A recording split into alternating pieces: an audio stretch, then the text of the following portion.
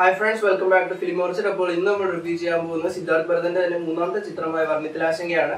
ഇതിൽ പ്രധാന കഥാപാത്രങ്ങൾ അവതരിപ്പിച്ചിരിക്കുന്നത് കുഞ്ചാക്കോ ബോബൻ, സുരാജ് വെഞ്ഞാറമൂട്, ചെമ്പൻ വിനോദ്, മണികണ്ഠൻ, ഷൈൻ ടോം ചാക്കോ ആൻഡ് രചന നാരായണൻകുട്ടി തുടങ്ങിയവരൊക്കെയാണ്. സിനിമയുടെ ഒരു സന്ദർഭം എന്ന് വെച്ചാൽ ഒരു ഹർത്താൽ ദിവസം. അപ്പോൾ എല്ലായിടത്തും മ്യൂട്ടായിരിക്കും. അപ്പോൾ അവിടെ ഒരു ഹീസ്റ്റ് പ്ലാൻ ചെയ്യുന്നതാണ്. ഇവരെല്ലാവരും ഈ 4 കഥാപാത്രങ്ങൾ സുരാജേട്ടൻ കൂടാതെ ബാക്കി എല്ലാവരും ഓരോ കള്ളന്മാരാണ്. അപ്പോൾ അവരിങ്ങനെ ചെറിയ ചെറിയ മോഷണങ്ങളൊക്കെ നടത്തി. അപ്പോൾ ഹർത്താൽ ദിവസം അവരൊരു വലിയ മോഷണം പ്ലാൻ ചെയ്യുന്നതാണ്. പിന്നെ ഈ മോഷണം എന്ന് കേൾക്കുമ്പോൾ നമ്മുടെ മനസ്സിലേക്ക് ആദ്യം ഓടിയെത്തുന്ന ചിത്രം സപ്തം ശ്രീ തസ്കരയാണ്. അതും ഇതുമായിട്ട് സിമിലാരിറ്റീസ് അങ്ങനെ ഒന്നും തന്നെ ഇല്ല. കാരണം സപ്തം ശ്രീ തസ്കരയിലെ എല്ലാവർക്കും അവർക്ക് അവരുടേതായ കാരണങ്ങളുണ്ട്.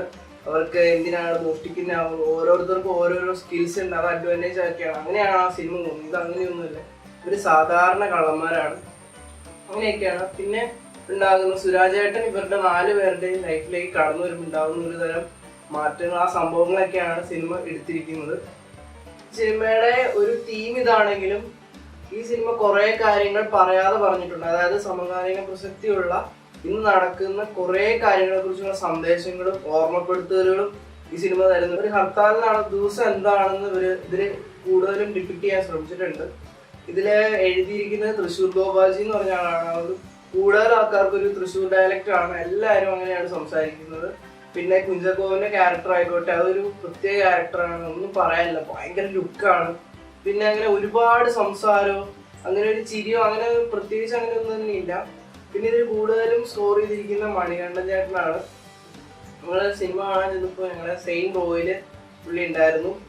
പിന്നെ നമ്മൾ പറയുകയാണെങ്കിൽ സിനിമയുടെ ഒരു ഡ്രോബാക്ക് ആയിട്ട് എനിക്ക് ഫീൽ ചെയ്തതെന്ന് വെച്ചാൽ ഇതിന്റെ ഫസ്റ്റ് ഹാഫ് മുക്കാൽ ഭാഗവും ക്യാരക്ടർ എസ്റ്റാബ്ലിഷ്മെന്റിനായിട്ട് അവർ യൂട്ടിലൈസ് ചെയ്തു. അതായത് ഇവർ തമ്മിലുള്ള ഒരു ബന്ധമൊക്കെ സൃഷ്ടിച്ചെടുക്കാൻ വേണ്ടിയിട്ട് ഫസ്റ്റ് ഹാഫ് കൂടുതൽ യൂട്ടിലൈസ് ചെയ്തു. അപ്പോൾ എന്താ പറ്റിയെന്ന് വെച്ചാൽ കൂടുതൽ ആൾക്കാർക്ക് അത് ഡള്ളായിട്ട് ഫീൽ ചെയ്തു. കാരണം അതിങ്ങനെ ലെങ്തി ആയിട്ട് പോവാണ്. പിന്നെ ഹ്യൂമറിന്റെ കാര്യം പറയുകയാണെങ്കിൽ ഇതൊരു out and out comedy entertainer അങ്ങനെയൊന്നുമല്ല. ഹ്യൂമർ ഉണ്ട്. ഭയങ്കര സിമ്പിൾ ആയിട്ടുള്ള കുറെ ഹ്യൂമേഴ്സ് ആണ്. ചന്ദ്രേട്ടൻ എവിടെയാ പോകുന്നത്, ലൈറ്റ് ആയിട്ടുള്ള ചുമ്മാ നടക്കുന്ന ഡയലോഗ് പറയുമ്പോൾ വരുന്ന ഓരോ ആക്ഷൻസിലൊക്കെ സംഭവിക്കുന്ന ചെറിയ സിമ്പിൾ ആയിട്ടുള്ള നർമ്മങ്ങളൊക്കെയാണ് ഇവർ കാണിച്ചിരിക്കുന്നത്. പിന്നെ ഫസ്റ്റ് ഹാഫ് ഇപ്പോൾ നമുക്ക് എന്ത് തന്നെ തോന്നിയാലും സെക്കൻഡ് ഹാഫ് എത്തുമ്പോൾ പടം ഉയർന്നു വരും. വേറൊരു ലെവലിലേക്ക് പടം മാറാതെ ഇന്റർവൽ ബ്ലോക്ക് കഴിയുമ്പോൾ തന്നെ നമ്മൾ ഇങ്ങനെ ആലോചിക്കും, അയ്യോ ഇനി എന്താവും, ഇനി എങ്ങനെ ആയിരിക്കും, അങ്ങനെയൊക്കെ നമ്മൾ ആലോചിക്കും. ആ ഇന്റർവൽ ബ്ലോക്ക് ഇട്ടേക്കുന്നത് അങ്ങനെ തന്നെയാണ്. പിന്നെ ഇതിന്റെ പോസിറ്റീവ്സ് ആയിട്ട് മെയിനായിട്ട് എടുത്തു പറയുകയാണെങ്കിൽ പ്രശാന്ത് പിള്ളയുടെ മ്യൂസിക്. ഇതിൽ സോങ്സ് അങ്ങനെ ഒന്നും തന്നെ ഇല്ല. ആകെ ഒരു ടൈറ്റിൽ സോങ് ഉള്ളൂ, കള്ളൻ എന്ന് പറയുന്നത്.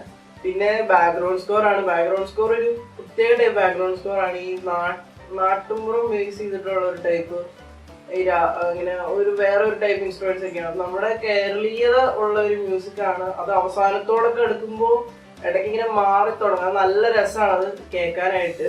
പിന്നെ ക്യാമറ ആയിക്കോട്ടെ ഒരു ഒത്തിരി ലോ ലൈറ്റിലൊക്കെ, അതായത് രാത്രി സീൻസ് ഒക്കെ ഒത്തിരി എടുത്തിട്ടുണ്ട്, നല്ല ഭംഗിയായിട്ട്. പിന്നെ കുറെ ഫ്രെയിംസിലൊക്കെ കുറെ കാര്യങ്ങൾ കാണിക്കുന്നുണ്ട്. എല്ലാം മനസ്സിലാവുന്ന രീതിയിൽ തന്നെയാണ് ഉദ്ദേശിക്കുന്നത്. അപ്പൊ അത് നല്ല എഫക്റ്റീവ് ആയിട്ട് വരാൻ സാധിച്ചിട്ടുണ്ട്. ഡയറക്ഷൻ ആണെങ്കിലും അത്യാവശ്യം കാൽക്കുലേറ്റഡ് ആയിരുന്നു എന്ന് തന്നെ നമുക്കത് കണ്ടാൽ പറയാൻ പറ്റും. പിന്നെ ഫസ്റ്റ് ഹാഫ് മാത്രം ഒരു ഇച്ചിരി ആ സ്ക്രീൻ പ്ലേ ഒന്ന് സ്ട്രോങ് ആക്കിയായിരുന്നെങ്കിൽ കുറച്ചും കൂടി നല്ലൊരു പടമായിരുന്നു, നല്ലോണം മെച്ചപ്പെടുത്താൻ പറ്റിയൊരു പടമായേനെ. പിന്നെ നിങ്ങളെല്ലാവരും ആലോചിക്കുന്നുണ്ടാവും ഈ സിനിമയ്ക്ക് ഇങ്ങനെ വർണ്ണത്തിലാശങ്ക എന്നിങ്ങനെ ഒരു പേരെങ്ങനെ വന്നു. അത് നിങ്ങൾക്ക് അത്യാവശ്യം മലയാളം അറിയുന്നവരാണെങ്കിൽ സിനിമ കണ്ടു കഴിയുമ്പോഴത്തേക്കും എന്തുകൊണ്ടാണ് ഈ സിനിമയ്ക്ക് ഇങ്ങനെ ഒരു പേര് അവർ സജസ്റ്റ് ചെയ്തത് നിങ്ങൾക്ക് പൂർണ്ണമായിട്ടും മനസ്സിലാവുന്നതായിരിക്കും. ഈ പേരും ഈ സിനിമയായിട്ട് തീർച്ചയായിട്ടും ബന്ധമുണ്ട്. സിനിമയ്ക്ക് ഞാനൊരു റേറ്റിംഗ് കൊടുക്കുകയാണെങ്കിൽ 5-ൽ ഒരു 2.8 ആണ് ഞാൻ റേറ്റിംഗ് കൊടുക്കുന്നത്. ടോട്ടലി ഒരു സിമ്പിൾ മൂവിയാണ്.